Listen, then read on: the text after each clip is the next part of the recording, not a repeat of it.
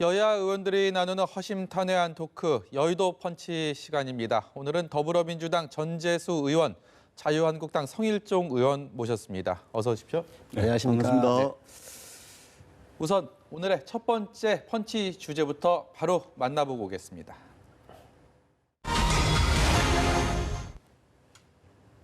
박찬주라고 되어 있습니다.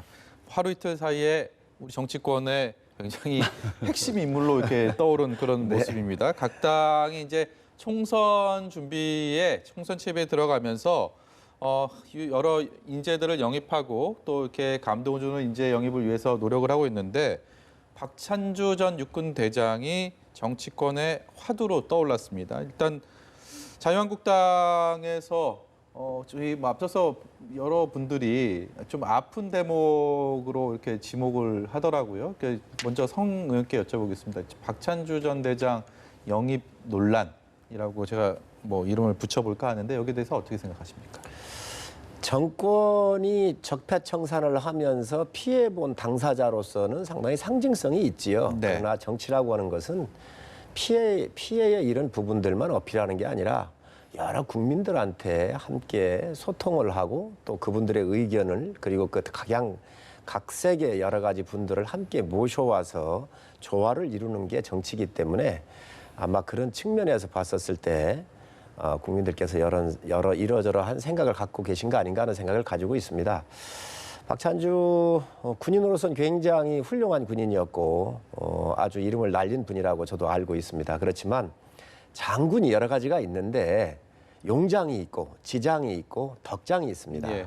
아주 용맹스러운 장군, 또 머리가 좋은 지장. 그러나 이 용맹스러운 장군이나 머리가 좋은 장군보다 한 단계 더 훌륭한 장군은 덕장이라 그럽니다. 네.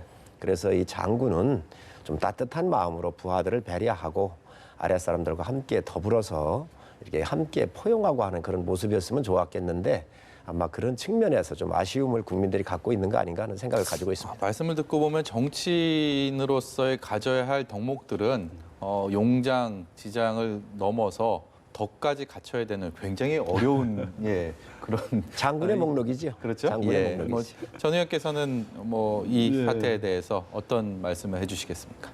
근데 이제 적폐청산의 대상이 됐다. 네. 억울하게 이렇게 이제 자유한국당과 한교안 대표께서 말씀을 하시는데 어떤 적폐청산의 희생자였는지 그건 제가 좀 의아스럽다는 말씀을 먼저 드리고요. 이분은 이제 공관장 갑질 문제로 국민들께 더 각인이 돼 있고 특히 더 그 박찬주 대장의 부인께서는 네. 지금 재판 중이죠. 네. 그리고 그 공소장도 일부 언론을 통해서 이제 공개가 됐는데 그거 보면은 이게 좀 상당히 좀 구시대적인 이런 이제 갑질 형태들을 보인 것이 나타나 있습니다. 예. 그리고 박찬주 대장과 관련해 가지고 이제 엊그제 인터뷰하는 걸 보고서 군인으로서는 어떨는지는 모르겠지만 참 이게 사고와 인식 체계 자체가 굉장히 구시대적이다. 오히려 한 30년 전, 40년 전에 어떤 인식 상태에 머물러 있는 것이 아닌가. 그래서 저희들이 상당히 좀 이게 우려스러운 오히려 이제 이런 분을 영입을 하게 되면은 자유한국당이 그야말로 극우 정당의 형태로 치달아가지 않을까 이런 이제 우려를 했습니다. 상당히 저는 놀랐습니다. 예. 네. 이제 군인으로서는 우리 박 장군이 상당히 잘 하신 편이지요. 그런데 우리 군이라고 하는 것이 많은 부모님들께서 어린 자녀들을 군에 이렇게 보내시고 염려하고 이러는데 예. 군에 있는 저도 군의 장교로 이렇게 나왔지만 군에 가 있는 아이들을 생각해서 군에 있는 영관급이나 위관급 또 장군들이 좀 더 따뜻하게 안고 이 병사들에 대한 배려 또 그들에 대한 여러 가지 섬세한 장군으로서의 살펴야 되는 이런 것들이 시대에 많이 요구되고 있지요. 네. 이제 그런 부분에선 좀 너무 무골적이어서 좀 네. 맞지 않았나 하는 좀 생각이 들고 또 여러 가지 측면에서 봤었을 때에 그 아들의 파티 같은 거 열은 이런 부분들에 대해서 문제가 나오고 있는데 아마 이런 사태를 통해서 앞으로 많이 개선될 거라고 보여집니다. 자유한국당에서는 그 영입에 대해서는 없던 일로 가는 그런 분위기로 보면 됩니까?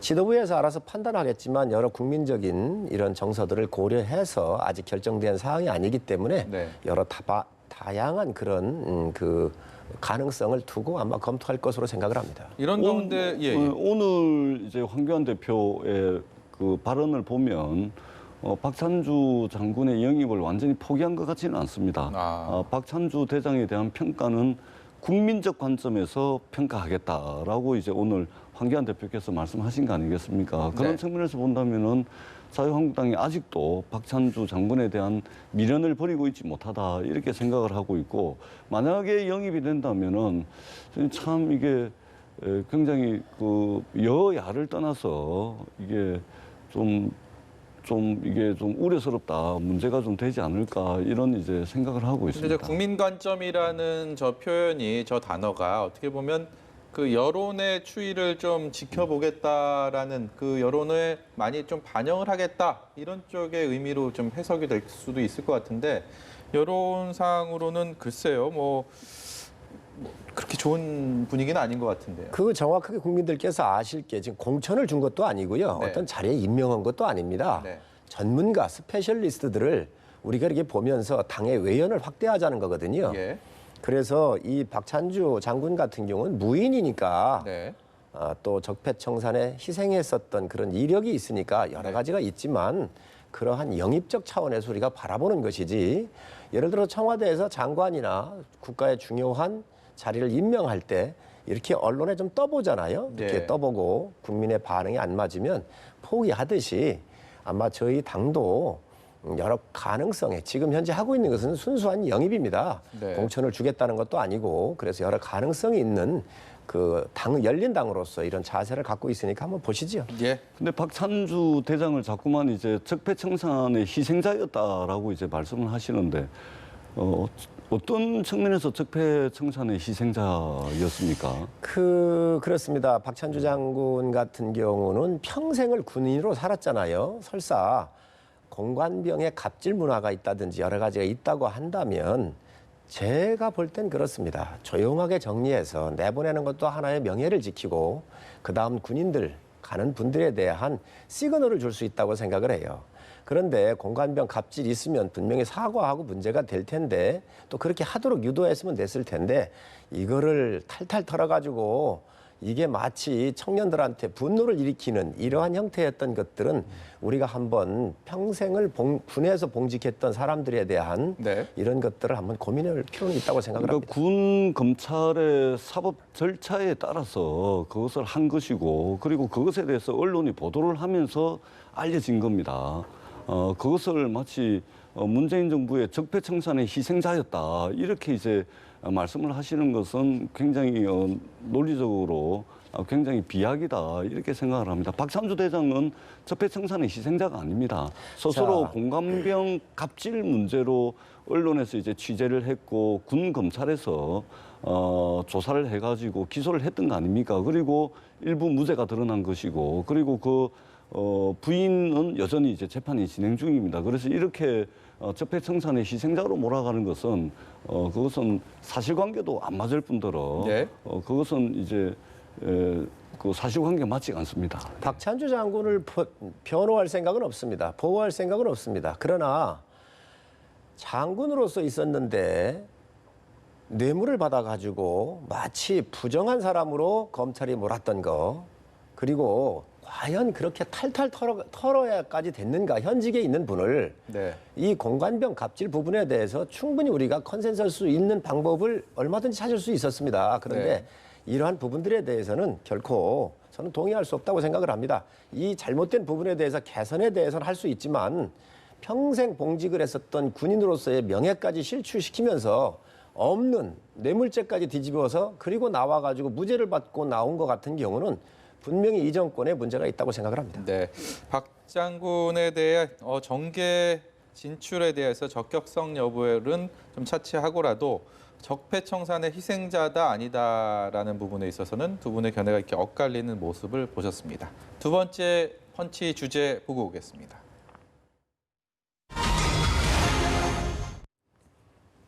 또 인물입니다. 이번에는 강기정 청와대 정무수석. 지난 청와대 국정감사에서 있었던 나경원 자유한국당 원내대표와의 설전 이후에 그 여파가 정치권을 다시 강타했습니다. 당시 국감 상황들 두 분 다 보셨죠? 네. 예, 어느 분께서 그 상황에 대해서 먼저 제가 먼저 말씀해 말씀드리도록 예. 하겠습니다. 청와대를 대상으로 하는 국정감사장에서 야당 원내대표의 질의 와중에 청와대 정무수석이 이제 고함을 친 것이죠. 이것은 이유 여하를 막론하고 부적절한 행위였습니다.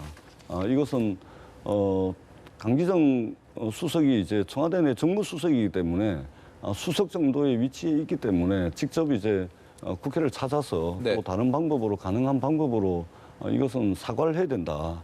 그렇게 생각을 합니다. 어떤 이유에서든 국정감사장에서 더더구나 안보실장이 그 답변석에 앉아서 답변을 하고 있던 와중이었습니다. 그 와중에 뒤에 앉아있던 정무수석이 나서서 그렇게 하는 것은 어떤 이유에서든 잘못된 일이다. 그리고 적절한 수준의 사과는 해야 된다고 저는 생각을 합니다. 다만 그 과정에서 이제 나경원 원내대표께서 이게 안보가 불안하다. 그리고 그것에 대해서 답변을 하는 우리 안보실장을 향해서 우기지 마라 이렇게 계속 이제 설전이 좀 있었던 거 아니겠습니까? 네. 정말로 이게 뭐 실제 불안하다 하더라도 불안하다 그러면 진짜 불안해지는 겁니다. 더더구나 이것이 다른 문제가 아니고 국가 안보가 걸린 문제 아니겠습니까? 네. 지적을 하려면 정확한 근거를 가지고 안보와 관련된 불안함이 있으니 이렇게 해야 된다라고 해야지 그냥 뭉뚱그려 가지고 불안하다 북한의 미사일 체계를 지금 우리 미사일 체계로 막을 수 있냐 없냐 단정적으로 그렇게 질의를 하는 것은 그 야당의 원내대표로서 부적절한 질문이었다 이렇게 생각을 하고 있고 만약에 그런 식의 인식이 계속된다고 한다면 그야말로 나경원 원내대표를 비롯해서 자유한국당은 대한민국의 안보를 불안하게 하는 그런 정치 세력으로 오해받을 수가 있습니다. 그렇기 때문에 무조건 강기정 수석이 잘못하긴 했지만 사과를 해야 됩니다. 그럼에도 불구하고 그 아무리 국정감사장에서 그 헌법적 지위를 가지고 있는 국회의원이라 하더라도 안보와 관련된 이런 발언들은 좀 신중해야 될 필요가 있지 않을까 그렇게 생각을 합니다. 네, 성일정 의원께 견해 여쭙겠습니다. 우리 전 의원님 말씀하시는데 자꾸 야당이 안보 불안을 얘기하면 더 불안해진다 그러잖아요. 국방은 0.001%의 전쟁 가능성에 대비해서 그 많은 돈을 국방비에 투자하는 겁니다. 네. 만에 하나 일어나게 될 전쟁에 대해서 대비를 하는 거예요.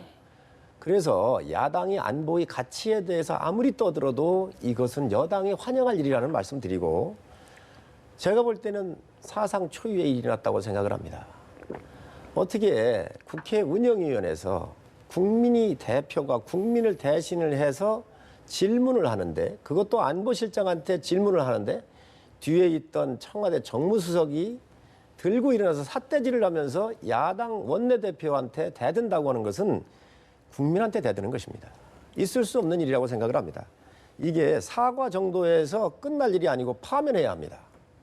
이거는 국회의 질서와 국민 무시도 보통 무시가 아닙니다. 국회의 기능을 다 깨는 일입니다. 왜 그러냐? 정무수석은 협치를 요청할 때 누가 와서 요청을 하나요? 당사자가 정무수석입니다. 예. 대여관계, 대여관계. 청와대가 나서서 대야의 원내대표한테 와서 인사하고 도와주십시오 요청하는 사람입니다. 항상 가교 역할을 해왔죠. 예. 그렇습니다. 예. 중재자입니다. 대통령의 중재자입니다. 그런데 야당 대표가 질의를 하고 있는데 그 대표에 대해서 삿대질을 하면서 우기지 말라고 소리를 지른다? 국민이 용서하겠습니까? 이게 이 집권의 신부에 있는 사람들의 인식 수준이고 국민을 무시하고 오만한 아주 이런 자세를 보여줬다고 생각을 합니다. 저는 아마 국회 역사상 이런 일은 초유의 일일 거라고 생각을 합니다. 사과는 당연한 거고 파면을 해야 된다. 자유한국당 내 이런 분위기가 의원님들 이런 견해들이 많습니까? 어떻습니까? 그렇습니다. 원내대표 개인으로 만났을 때 화가 나서 삿대질을 할 수 있다고 생각을 합니다. 국민이 묻는 자리거든요. 네. 그리고 야당을 통해서 국민은 듣고 싶어하는 소리가 있습니다. 그거에 대해서 묻지도 않은 당사자도 아닌 사람이 뒤에 있다가 일어나가지고 삿대질을 하면서 야당 대표한테 소리를 지르고 우기지 말라고 소리 진다고 하는 것은 저는 있을 수 없는 일이라고 생각합니다. 네, 일단 이건 야당 예의의 문제가 아니라 네. 정치의 시스템을 완전히 흔들자는 거지요. 네, 일단- 얼마나 청와대가 야당을 우습게 생각했으면, 국민을 우습게 생각을 했으면 일어나서 삿대질을 하겠습니까? 네. 저는 이게 사과의 문제가 아니라고 생각을 합니다. 네, 일단 청와대와 제1야당의 갈등 구도는 이렇게 형성이 됐는데 그렇다면 집권 여당은 이런 상황에서 어떻게 이 사태를 풀어가야 될지 굉장히 고민스러울 것 같습니다. 네, 저도 조금 전에 말씀을 드렸듯이 강기정 수석의 행동은 뭐 이유야 어쨌든 간에 부적절했습니다. 그런데 강기정 수석 개인의 그런 이제 국감장에서의 그 부적절한 행동을 청와대 참모 전반이 다 그렇다, 또는 집권 여당이 다 그렇다, 이렇게까지 말씀을 하시는 것은 좀 이것을 너무 과대포장하는 것이다, 이렇게 분명히 말씀을 드리고요. 그리고 저 강기정 수석께서 저 뒤에서 이제 사퇴질하고 이야기를 할 때 그 답변하던 그 안보실장의 표정을 한번 보십시오. 네. 안보실장의 표정이 굉장히 난감합니다. 그 자체가 이제 굉장히 부적절한 일들이 벌어지고 있다는 것의 그 표현이죠. 예. 그렇기 때문에 강기정 수석 개인의 문제를 청와대 전체의 문제로 바라보는 것은 너무 이게 너무 이제 과대포장하는 거다, 이 말씀을 드리고, 강기정 수석 차원에서 수석급 정도 되니까 야당 그 원내대표라든지 해서 적절한 수준에서 사과할 필요는 있다, 저는 그렇게 생각합니다. 네, 이 문제가 과연 어떤 결과를 맞이하게 될지 상당히 관심이 많이 갑니다. 앞으로 계속 지켜보겠습니다. 다음 마지막 주제 보여주십시오.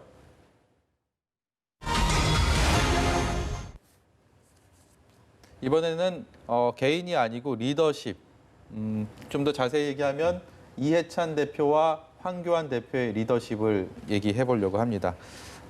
민주당과 자유한국당, 집권 여당과 제1야당이 총선을 향한 항해를 시작했습니다. 일단은 양당의 총선 기획단이 꾸려졌는데 상대 당의 총선 기획단의 인선 면면을 봤을 때 어떤 느낌이 드셨는지 두 분께 차례로 여쭤보겠습니다. 먼저 전 의원께서 말씀해 주시죠. 네, 일단 자유한국당의 총선기획단 면면을 저도 봤는데요. 주로 이제 황교안 대표께서 편하신 분들 위주로 이렇게 이제 총선기획단을 좀 꾸렸다는 느낌이 많이 듭니다. 특히 영남 출신들이 다수 포진을 하고 있고, 네.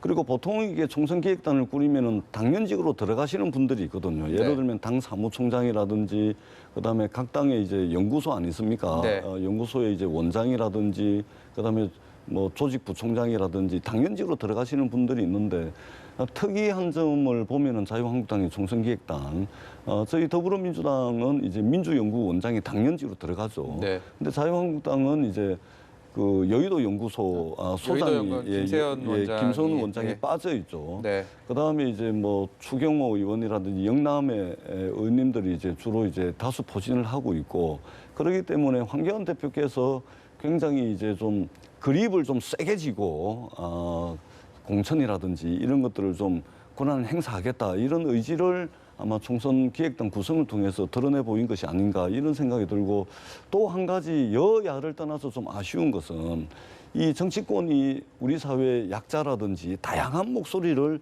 좀 담아내야 되지 않겠습니까? 네. 더더구나 총선 국면에서는 우리가 어떤 가치를 지향하는지를 국민들께 내보이는데, 그것이 곧 인재 영입이고 총선 기획단을 꾸리는 문제고 선거대책위원회를 꾸리는 그 모습에서 우리가 어떤 가치를 지향하는지를 국민들께 내보이게 됩니다. 네. 근데 이번에 총선 기획단을 보게 되면은 여성이라든지 사회적 약자라든지 또 젊은 청년층이라든지 이런 부분들에 대한 배려가 그 눈에 보이지가 않죠. 이런 측면에서 볼 때 자유한국당의 총선 기획단은 그야말로 황교안 중심 체제로 이제 총선을 치르고 공천에 대한 강한 영향력을 행사하겠다, 이런 의지만 좀 드러나 보이고 국민들의 다양한 목소리를 좀 반영하는 데는 좀 아쉬운 부분이 있지 않나, 그렇게 평가를 하고 싶습니다. 네, 굉장히 부드러운 톤으로 요소요소의 아픈 말씀을 하셨습니다. 이번엔 성영 의원께 여쭤보겠습니다. 민주당 총선 기획단은 어떻게 보셨습니까? 민주당도 이렇게 봐보면 대통령께서 힘을 갖고 계시니까 이러한 주류 세력의 장악이라고 생각을 합니다. 저희 당은 아직 이게 다 확정된 게 아니에요. 네. 일부터 우리가 천거를 하고 더 들어갈 수 있는 룸을 아직 확정을 안 해놔서 좀 더 다양성이 넓어진다라고 하는 말씀을 제가 드리고, 이 여당을 보면 대통령의 힘이 더 장악을 해야 되겠다. 그래서 그러한 사람들 중심으로서 이게 짜져 있습니다. 근데 제가 여야를 다 보면서 이런 부분을 다 내려놔야 한다고 생각을 합니다. 저희도 대표의 중심 체계로 이렇게 짜져 있다라고 하는 여당의 이야기를 아주 귀담아 들어야 되고요. 네. 또 여당 또한 보면 이 향후에 전국 운영을 하고 총선을 하겠다라고 했었을 때에 집권 세력을 뒷받침할 수 있는 인물의 중심도가 높은 사람들로 구성되어 있다는 거거든요. 네. 그래서 이런 부분들을 여야가 공에 한번 협파하고 이 정책의 비전이라든가 미래를 내다보는 시그널이라든지 여러 소수에 대한 배려, 이러한 측면에 있어서 총선 기획단이라는 것은 21대에 총선을 치르겠다. 이러이러한 것을 내놓을 테니까 이러이러한 신호를 드릴 테니 국민 저희를 좀 봐주십시오 하는 이 기능이 있거든요. 네. 그런데 이런 미래에 대한 희망을 담아서 드리는 이 신호 체계가 서 있질 않다는 것이죠. 그래서 이런 것들이 굉장히 안타깝다 그렇게 보여지고, 네. 여야를 다 떠나서 이런 부분들은 어떤 특정한 권력의 집단들이 소유하거나 아니면 세력 확대의 개념을 떠나가지고 다양한 세력으로 포진하는 그런 개념으로 좀 더 좀 갖출 필요가 있다는 생각을 갖고 있습니다. 네. 저희 당 말씀이 잠시 나왔으니까 한 말씀만 좀 덧붙이자면 네. 자유한국당과 더불어민주당의 총선기획단의 가장 큰 차이점은 딱 하나입니다.